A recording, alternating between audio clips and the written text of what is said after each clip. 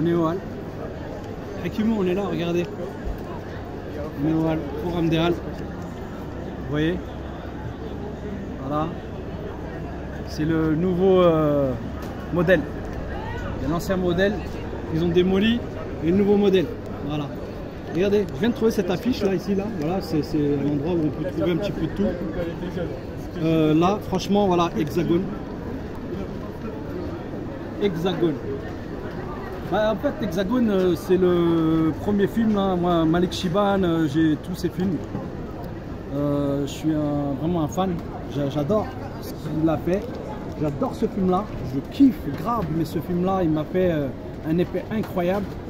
Moi-même, ce film-là, il m'a permis de réfléchir sur ma condition de maghrébin, de mec de thèse, de fils d'immigrés, et tous les phénomènes qu'on gravitait autour de nous par rapport à l'environnement dans lequel on a évolué. Là, ça, c'est avant la squale, avant Rail, avant La Haine, avant Masté va craquer, avant tous les films qui traitent du sujet de la thèse, des quartiers populaires français. Voilà, avant Comme un aimant, avant tous ces films-là que moi j'ai, hein, que je garde affectueusement parce que justement, c'est des films qui m'inspirent beaucoup, même si moi j'écris des romans et j'écris des scénarios qui n'ont pas vraiment à voir avec le quartier. J'ai pris de la distance par rapport à ça parce que en fait, j'ai pas envie, et j'ai même pas envie que ma première fiction ou même le premier roman que j'ai écrit, j'ai pas envie qu'il se passe dans un quartier, parce que moi je viens d'un quartier. Voilà. Y a beaucoup d'artistes qui ont utilisé les quartiers comme trampoline pour après faire du cinéma. Même des mecs qui venaient pas de quartier, ou des mecs qui fréquentaient juste des quartiers. Là, c'est pas de la morale, hein. C'est juste que il se trouve que même souvent les films de quartier les mieux réalisés le sont par des réalisateurs qui n'ont pas évolué dans ces quartiers-là, qui n'ont pas été touchés par tous ces phénomènes-là, qui n'ont pas été détruits par l'échec scolaire, par le manque d'oseille. Au contraire, c'est des gens qui ont joui d'un capital culturel en général très volumineux, parce qu'ils ont des parents, ils ont de la famille, ils ont fréquenté les milieux où il y a de l'argent, où il y a de la culture, il y a des objets culturels, ça va au théâtre, au cinéma. Donc ça change la vie. Hein. Quand t'as rien, t'as rien. Et quand tu essaies de faire du théâtre, du film, de la danse hip-hop, du rap, etc., que tu viens de ces quartiers-là, c'est pas la même chose que quand à un moment donné, t'as une petite touille dans les mains. Mais c'est pas parce que tu viens d'un quartier que ce que tu vas faire, ça va tuer. Voilà. Des fois, tu fais des trucs, ça peut être très médiocre. Voilà. Donc, c'est pas un jugement de ma part, mais en tout cas, pour en revenir à ce film-là, regardez cette affiche. Vous voyez? Elle est toute simple.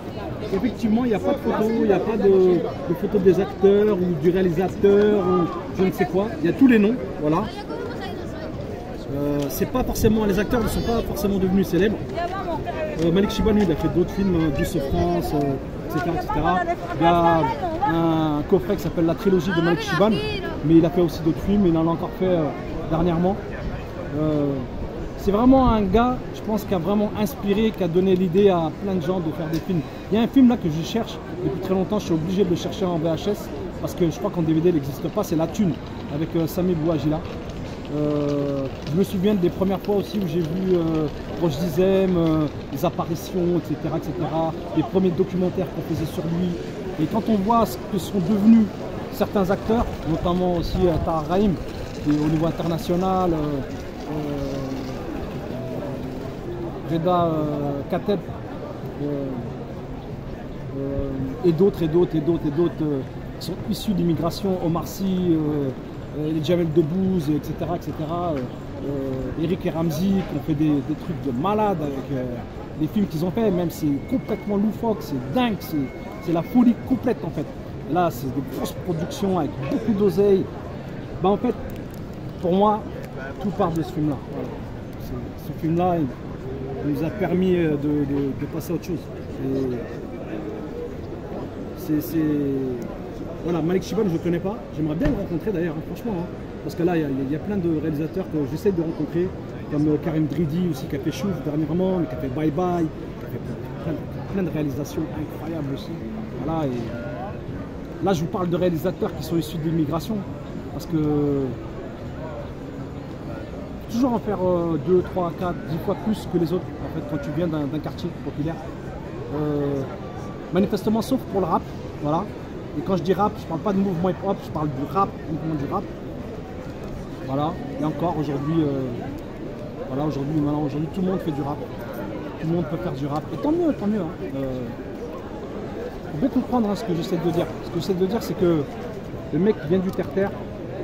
Le mec, il a écrit l'histoire des quartiers et de ce qui se passait dans les quartiers à l'époque où moi j'y ai vécu.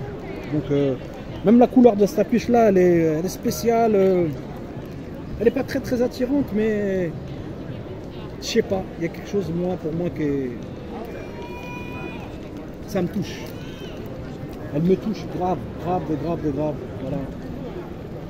Voilà tous ces films là qui m'ont influencé, qui m'ont aidé. Après on a basculé dans les films hollywoodiens, les westerns, les films italiens, les films espagnols.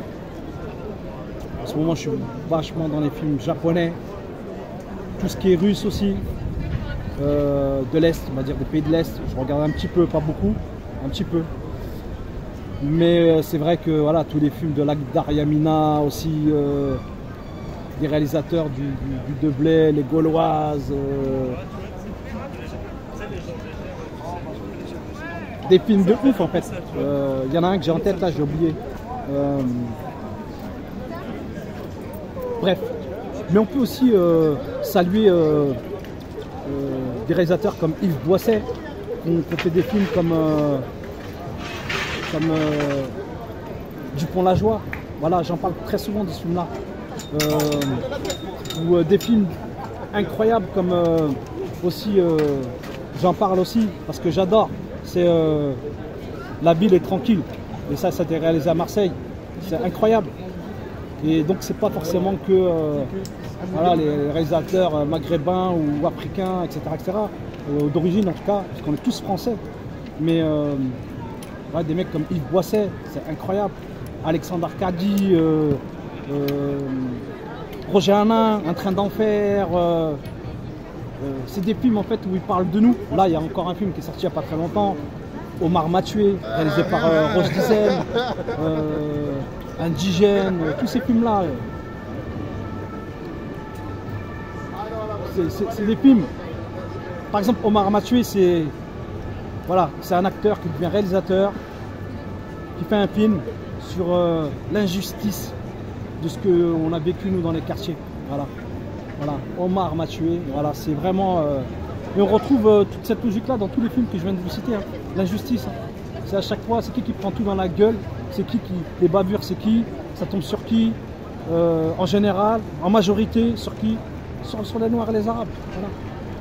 Et en même temps, aujourd'hui, vous voyez, ici c'était le hip-hop, la danse, le graphe.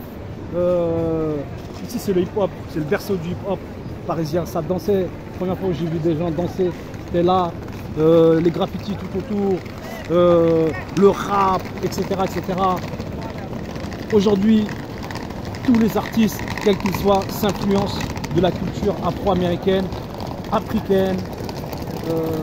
Ils vont aller voir, ils vont aller chercher les pépites qu'il y a dans les quartiers populaires français. Ils font du business aussi avec ça, malheureusement un petit peu trop à mon goût. Mais voilà, en tout cas, il y a des gros producteurs qui ont l'œil et qui vont aussi aller chercher vraiment des gens extrêmement talentueux. Ce qui n'est pas le cas de tous les films, de tous les acteurs qui sont en train d'émerger en ce moment et qui sont issus de la seconde, troisième, quatrième génération via l'immigration. Après, on sait, hein, Yves Montand, Lino Ventura, ils viennent d'où ces mecs-là? Ils viennent d'où? Ils ont des origines. Donc à un moment donné, c'est tout ça en fait, qui est très très fort. Là je pense à un film là, dans ma tête, mais excusez-moi j'ai oublié, mais c'est pas grave. C'est pas grave. Faut que je le trouve. On va avancer. Mais regardez.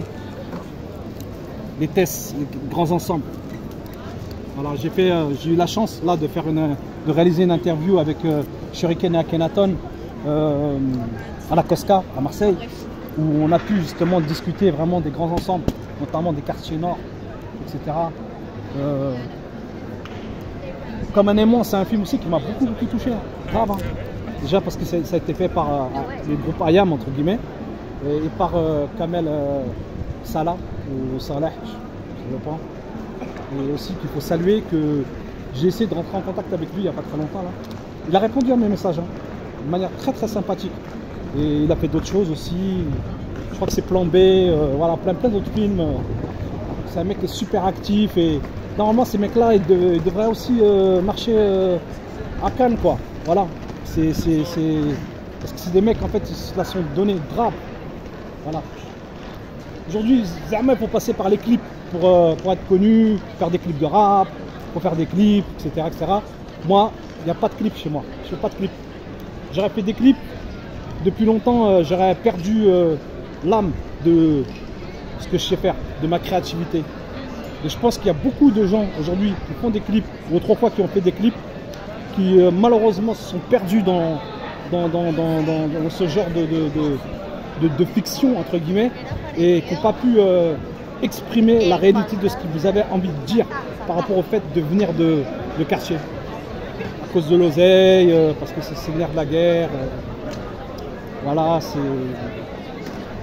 il y a plein de films algériens, Patrouille à l'Est, qui m'ont tué, L'Opium et le bâton, avec Trintignant, voilà, où là on mélange les acteurs français, les meilleurs acteurs algériens.